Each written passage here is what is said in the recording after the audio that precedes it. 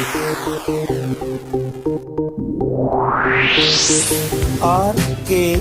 स्वागत है दोस्तों आपका एक बार फिर से हमारे YouTube चैनल RKB कैंफी वीडियोस में। पिछली वीडियो में हमने आपको विद्युत रासायनिक श्रेणी को किस प्रकार से याद किया जाता है इसके बारे में जानकारी दी थी। अब विद्युत रासायनिक श्रेणी किसे कहा जाता है एक बार वो रिवाइज कर दूं कि जब धातुओं को उनके इलेक्ट्रोड विभवों के बढ़ते क्रम में विद्युत रासायनिक श्रेणी बनाई जाती है जब, तो धातुओं को उनके इलेक्ट्रोड विभवों के बढ़ते क्रम में रखा जाता है। आप ये बढ़ते क्रम में ले सकते हैं या घटते क्रम में, दोनों में लिया जा सकता है। तो जैसे सोडियम का जो इलेक्ट्रोड विभव होता है -2.71 होता है, मैग्नीशियम का -2.36 और एल्यूमिनियम का -1.66। इसी प्रकार से अगर हम हाइड्रोजन का लेकर चलते हैं, चूंकि इलेक्ट्रॉन ग्रहण कर रहे हैं तो ये सभी के सभी अपचयन विभव हैं, तो ये 0.00 वोल्ट।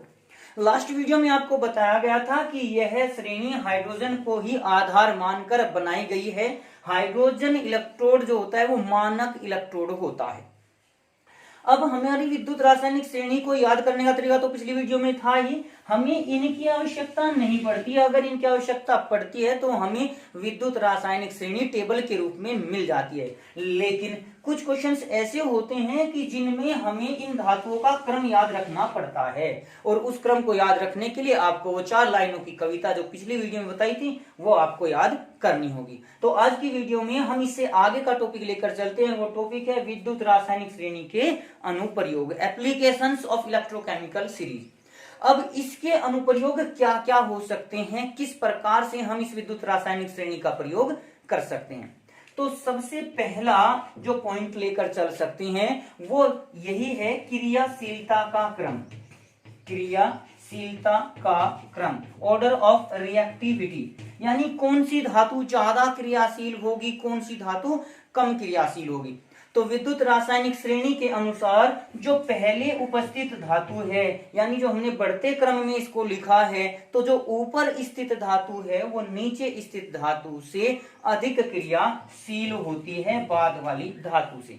जैसे कि अगर हम विद्युत रासायनिक श्रेणी में ही ले लें जिंक और कॉपर को, तो जिक्र फरिश्तों से करना और कॉपर पास, यानी कॉपर बाद में आता है जिंक पहले आ जाता है, तो हम कह सकते हैं कि जिंक कॉपर की तुलना में अधिक क्रियाशील होता है। पहला पॉइंट तो आप ये क्रियाशीलता का, धातुओं की क्रियाशीलता का क्रम लेकर चल सकते हैं। अब क्रियाशीलता से क्या मतलब है, वही आपका सेकंड पॉइंट हो जाता है। क्रियाशीलता धातुओं में गुण होता है इलेक्ट्रॉन त्यागने का। जो इलेक्ट्रॉन त्याग सकती है वही अधिक प्रबल अच्छी धातु है, अधिक क्रियाशील धातु है। तो यहां से हम धातुओं के इलेक्ट्रॉन त्यागने का गुण लेकर चल सकते हैं। इलेक्ट्रॉन त्यागने का गुण तो सीधे रूप में कह सकते हैं जो धातु पहले उपस्थित है वो आसानी से इलेक्ट्रॉन त्याग देगी दूसरी की तुलना में, जबकि उसका उल्टा ये भी कह सकते हैं कि जो बाद में धातु है वो पहले की तुलना में इलेक्ट्रॉन ग्रहण करने का गुण रखेगी। जो इलेक्ट्रॉन त्यागते हैं वे अपचायक कहलाते हैं और जो इलेक्ट्रॉन ग्रहण करते हैं वो आक्सीकारक। तो तीसरे पॉइंट में हम यही पॉइंट लेकर चल सकते हैं कि विद्युत रासायनिक श्रेणी के अनुसार ऊपर से नीचे की ओर अपचायक गुण घटता है। अपचायक गुण, इलेक्ट्रॉन त्यागने का गुण घटता है, जबकि ऑक्सीकारक गुण बढ़ जाता है। ऑक्सीकारक गुण क्या होगा, बढ़ेगा। तो तीसरे पॉइंट में हम इसको लेकर चल सकते हैं। तीनों पॉइंट अभी हमारे एक दूसरे से जस्ट अटैच्ड हैं, तीनों एक दूसरे के साथ जुड़े हुए हैं, क्योंकि क्रियाशीलता धातुओं के आधार पर है, इलेक्ट्रॉन त्यागने का गुण है, तो वो दूसरे पॉइंट में इलेक्ट्रॉन त्यागने का या इलेक्ट्रॉन ग्रहण करने का।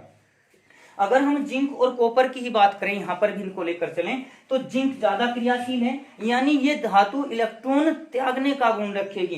कॉपर जो है वो इलेक्ट्रॉन ग्रहण करने का। इलेक्ट्रॉन त्यागना और ग्रहण किस प्रकार से होगा, देखिए आपको सेल बताए थे, सेल में एक आपका एनोड होता है, एक आपका कैथोड होता है तो दोनों धातुएं, और इलेक्ट्रॉन एनोड से कैथोड की ओर जाते हैं। इलेक्ट्रॉन भाई जो धातु इलेक्ट्रॉन उत्पन्न कर देगी वो नेगेटिव, और जो इलेक्ट्रॉन को लेगी कौन, इलेक्ट्रॉन को लेगी तो वही धातु जिसको इलेक्ट्रॉन ग्रहण करने है, जिसके पास इलेक्ट्रॉनों की कमी है। अब कमी इनमें से किसके पास है, तो यहाँ हमारा जो कैथोड होगा वो कॉपर का होगा और एनोड जो होगा वो जिंक का होगा। तो इस प्रकार से हम चौथा पॉइंट लेकर चल सकते हैं कि किसी सेल में एनोड और कैथोड का निर्धारण किया जा सकता है इस विद्युत रासायनिक श्रेणी के अनुसार। जैसे अभी सेल के बारे में जिक्र किया है कि हम कैथोड और एनोड का निर्धारण कर सकते हैं, तो अगला पॉइंट हम लेकर चल सकते हैं कि इसी विद्युत रासायनिक श्रेणी के द्वारा किसी सेल का जो इलेक्ट्रोड पोटेंशियल है या इलेक्ट्रोमोटिव फोर्स ईएमएफ विद्युत वाहक बल है उसको भी ज्ञात किया जा सकता है। अब यहीं पर जिंक और कॉपर के लिए हम लेकर चलें या फिर अगर हम मैग्नीशियम और एल्यूमिनियम के लिए लेकर चलें तो एक उदाहरण के द्वारा इसको समझा जा सकता है। वैसे अभी मैं कुछ उदाहरण भी आपके सामने प्रस्तुत करूंगा जिससे हम पता कर सकते हैं कि इनका उपयोग हमारा क्या होगा इन वोल्टेज का। तीसरा पॉइंट हम नेक्स्ट पॉइंट हम लेकर चल सकते हैं कि इस विद्युत रासायनिक श्रेणी के द्वारा किसी अभिक्रिया की जो संभावना है उसको व्यक्त किया जा सकता है कि कोई अभिक्रिया होगी या नहीं होगी, इसकी व्याख्या भी हम विद्युत रासायनिक श्रेणी के द्वारा कर सकते हैं। एक पॉइंट और होता है हमारा प्रतिस्थापन का। यदि दो धातुओं की प्रतिस्थापन अभिक्रिया कराई जाए तो जो परबल यानी अधिक क्रियाशील धातु है वो कम क्रियाशील धातु को उसके लवण के विलयन से विस्थापित कर सकती है। अब नेक्स्ट पॉइंट हम लेकर चल सकते हैं कि जो हाइड्रोजन से ऊपर स्थित धातुएं हैं वो अम्लों से, जल से या फिर अक्षारों से हाइड्रोजन को विस्थापित कर सकती हैं, जबकि नीचे स्थित धातु उसको विस्थापित नहीं कर सकती। अब ये 4-5 पॉइंट मैंने आपको बता दिए हैं। अब इन्हीं के आधार पर हम एक एक दो उदाहरण लेकर चलते हैं। वो किसी भी क्रम में हो सकता है, पॉइंट आपने अपनी कॉपी में नोट कर लिए होंगे क्रमानुसार।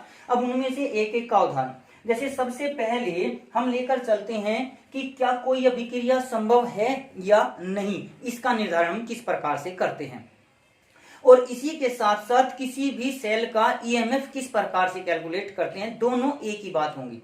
तो अभिक्रिया की संभाव्यता के बारे में अगर बात करें, अभिक्रिया की संभाव्यता, तो इसका निर्धारण इस प्रकार से होता है कि अगर किसी सेल के लिए ये आपका पॉजिटिव आ जाता है तो अभिक्रिया संभव होगी, और अगर ई सेल का मान विद्युत वाहक बल का मान नेगेटिव आता है तो अभिक्रिया संभव नहीं होगी। इसी के साथ हम कैथोड और एनोड का निर्धारण भी इसके साथ कर सकते हैं। जैसे अब हम 2 पॉइंट लेकर चलते हैं मैग्नीशियम और एल्यूमिनियम के लिए। यहां पर हम पहली अवस्था में ये मान लेते हैं कि ये मैग्नीशियम हमारा एनोड की तरह कार्य करता है और दूसरा हमारा कैथोड की तरह कार्य करता है। तो इसके लिए जब हम ई सेल की वैल्यू निकालते हैं तो वो ई कैथोड माइनस ई एनोड के बराबर होगी। अब ई कैथोड हमने माना है एल्यूमिनियम को, जिसका मान है -1.66, और माइनस कर देंगे इसमें से ई एनोड को, ई एनोड है हमारा -2.36। यहां पर अब माइनस का 1.66 और ये हो जाएगा प्लस का 2.36। अब यहां जो वैल्यू आएगी कैलकुलेट करने के बाद वो देख लीजिए, पॉजिटिव आएगी नेगेटिव छोटी राशि है, पॉजिटिव बड़ी राशि है, तो यहां पर ये राशि आ जाएगी आपकी पॉजिटिव, प्लस का 0.70 वोल्ट ये वैल्यू आपकी आ जाती है। तो यहाँ पर चूंकि ये वैल्यू पॉजिटिव आई तो आप कह सकते हैं कि चूंकि विद्युत वाहक बल का मान धनात्मक है, अतः मैग्नीशियम एनोड की तरह और एल्यूमिनियम कैथोड की तरह कार्य कर सकता है। यानी इसकी एक अभिक्रिया संभव हो सकती है, और वो अभिक्रिया क्या होगी, इस अवस्था में सेल अभिक्रिया को लिखा जा सकता है। इस अवस्था में तो सेल अभिक्रिया क्या होगी वो भी देख सकते हैं। सेल अभिक्रिया यानी यहां पर मैग्नीशियम जो होगा वो इलेक्ट्रॉन को त्यागने का गुण रखेगा, 2 इलेक्ट्रॉन इक्वल टू mg। यहां पर इसने इसको ग्रहण किया हुआ है, तो हम इस अभिक्रिया को बदल के लिख देंगे, यानी हो जाएगा mg equal to mg2 positive plus 2 electron, और यहाँ पर जो E नोट आएगा वो आ जाएगा प्लस का 2.36 वोल्ट, ये आ जाएगा। फिर इसके बाद दूसरा, चूंकि हमारा एल्यूमिनियम जो है वो कैथोड की तरह कार्य करेगा, इलेक्ट्रॉन को ग्रहण करेगा, तो इसे सेम टू सेम अब इन दोनों अभिक्रियाओं को हम अगर जोड़कर लिख दें तो जोड़कर लिखने के पश्चात ये वैल्यू क्या आ जाएगी, देखना हम केवल इन 2 अभिक्रियाओं को मैग्नीशियम को और एल्यूमिनियम को ही जोड़ेंगे।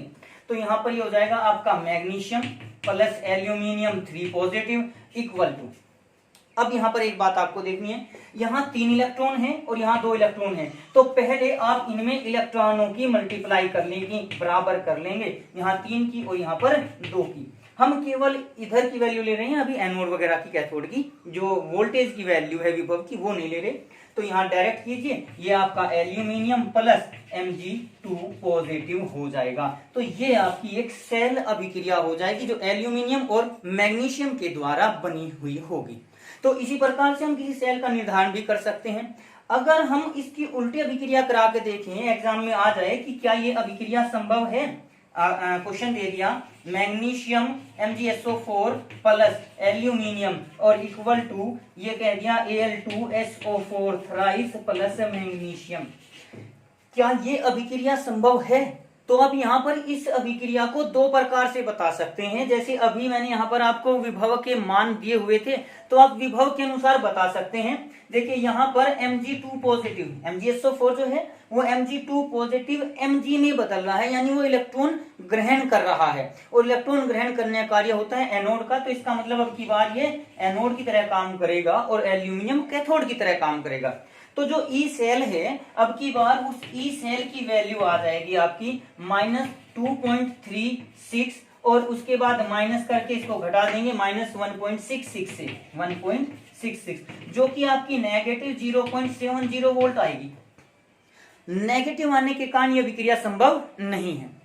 एक तरीका तो है ये जब आपको वोल्टेज दिया गया हो, लेकिन दूसरा तरीका है आपके याद करने का, आपके दिमाग का। एक पुरानी कहावत है, जिसकी लाठी उसकी भैंस, जिसकी लाठी उसकी भैंस। इसका अर्थ क्या है कि जो ताकतवर होता है वो ताकतवर अब दूसरे की चीज को भी अपना बना सकता है। एक कमजोर व्यक्ति है, एक ताकतवर व्यक्ति है, मजबूत बल धन सब प्रकार से। तो अगर कोई कमजोर मान के चलिए मोटरसाइकिल लेकर जा रहा है, तो वो ताकतवर उसको रोक कर कह सकता है कि ये मेरी है, मुझे देकर जा, वरना देख ले। तो इस प्रकार से ताकतवर जो है वो कमजोर की चीज को छीन सकता है। अब यहाँ मैग्नीशियम और एल्यूमिनियम में भैंस अर्थात सेकंड पॉइंट, जो कमजोर पॉइंट है, वो जो कड़ी है, वस्तु है, वो किसके पास है? मैग्नीशियम के पास SO4 है। यहाँ पर मैग्नीशियम अपने साथ एक SO4 नाम की भैंस लिए हुए है और दूसरा व्यक्ति मिल जाता है इसको एल्यूमिनियम। मैग्नीशियम भी धातु, एल्यूमिनियम भी धातु।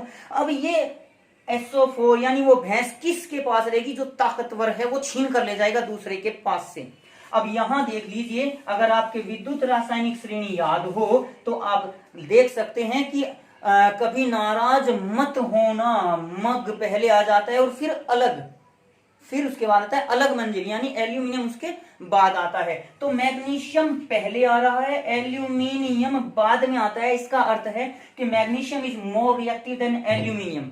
ज्यादा ताकतवर, ज्यादा क्रियाशील, ज्यादा परबल मजबूत कौन है? मैग्नीशियम है। तो ये पार्ट उसी के पास रहेगा जो मजबूत है, यानी मैग्नीशियम के पास ही रहेगा। यानी ये अभिक्रिया हो जाएगी MgSO4 प्लस एल्यूमिनियम। एल्यूमिनियम कमजोर होने के कारण इससे छीन नहीं सकता, और जब नहीं छीनेगा, पहले भी MgSO4 था, बाद में भी MgSO4 है, तो अभिक्रिया नहीं होगी। वही हमने यहां पर भी दिखाया है कि अभिक्रिया नहीं हो रही है।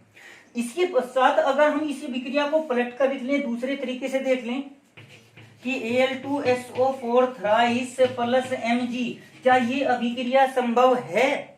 वो हमने पहले दिखा दिया था, पॉजिटिव वैल्यू आई थी। लेकिन यहाँ पर अब चूंकि मैग्नीशियम ताकतवर है, ये अपने सामान को लेकर जा रहा था, मैग्नीशियम नाम का बदमाश रास्ते में मिल गया और कट्टा बंदूक दिखा के इसको छीन लिया, क्योंकि अब ये ताकतवर है।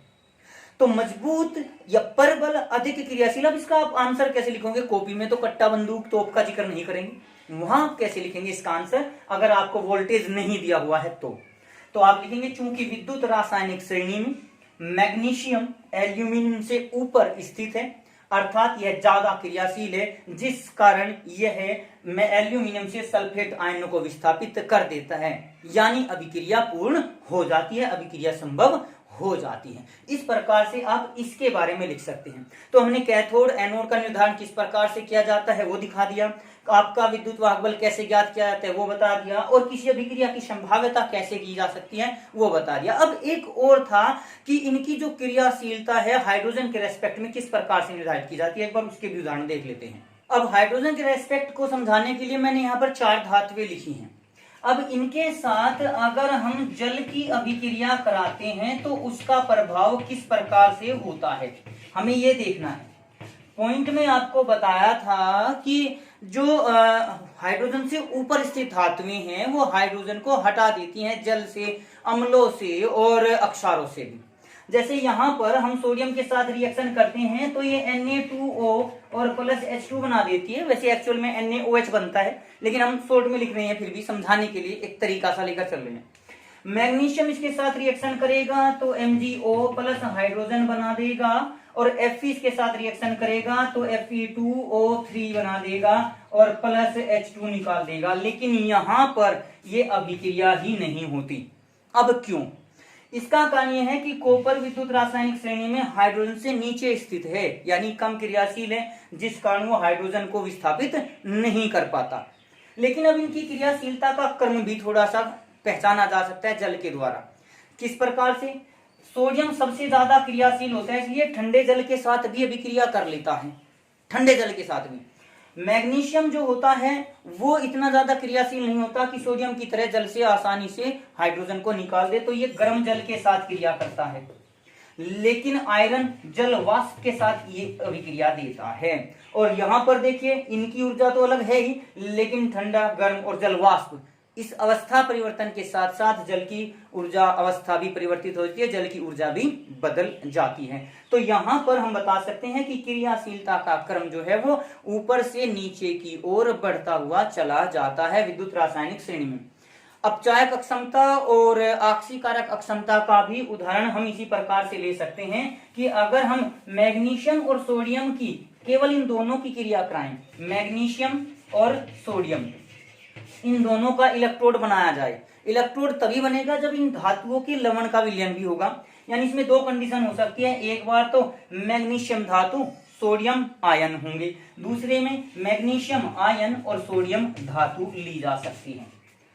तो आप एक बार अगर वोल्टेज पता है तो उसके अनुसार भी पॉजिटिव नेगेटिव से देख सकते हैं कि यदि E का मान पॉजिटिव आता है तो अभिक्रिया संभव हो जाएगी, नेगेटिव आता है तो संभव नहीं होगी। दूसरा यहाँ पर लेकर चल सकते हैं कि अलग मंजिल जहानों में वो है आपकी विद्युत रासायनिक श्रेणी, अगर आपके याद है तो उससे भी लेकर चल सकते हैं। कभी नाराज मत होना है, नाराज मत होना। तो सोडियम इज मोर रिएक्टिव, तो यहाँ पर यह अभिक्रिया तो हो सकती है, ऊपर वाली अभिक्रिया संभव नहीं होगी। अब इसी में आक्सीकारक और अपचायक गुण किस प्रकार से, देखिए ये अभिक्रिया संभव है तो यहाँ पर सोडियम Na पॉजिटिव बना देगा, यानी ये इलेक्ट्रॉन त्यागने का गुण रखता है। जो इलेक्ट्रॉन त्याग सकता है वो कहलाता है अपचायक, और जो इलेक्ट्रॉन ग्रहण करता है वो कहलाता है ऑक्सीकारक। तो आप यहाँ पर इस प्रकार से ऑक्सीकारक और अपचायक की भी गणना कर सकते हैं, इनकी पहचान कर सकते हैं। अब आज की वीडियो में मैंने आपको विद्युत रासायनिक श्रेणी के अनुप्रयोग विस्तार पूर्वक समझा दिए। बाकी इससे संबंधित क्वेश्चन जब हम पाठ्यनीति प्रश्नों को और अभ्यास के प्रश्नों को लेकर चलेंगे तब भी विस्तार पूर्वक आपको इसकी याद दिला दी जाएगी। और उम्मीद करते हैं कि आपको आज की वीडियो अच्छी लगी होगी, समझ में अच्छी प्रकार से आ गई होगी। तो इस वीडियो को अपने दोस्तों के साथ भी शेयर जरूर करें ताकि वो भी आपकी तरह हमसे कुछ सीख सके। तो आज की वीडियो के लिए आपका धन्यवाद। आज की वीडियो में बस इतना ही। अगली वीडियो प्राप्त करने के लिए हमारे चैनल को सब्सक्राइब करें, वीडियो को लाइक करें, और अगर वीडियो अच्छी लगे तो कमेंट्स करें और दोस्तों को भी शेयर करें।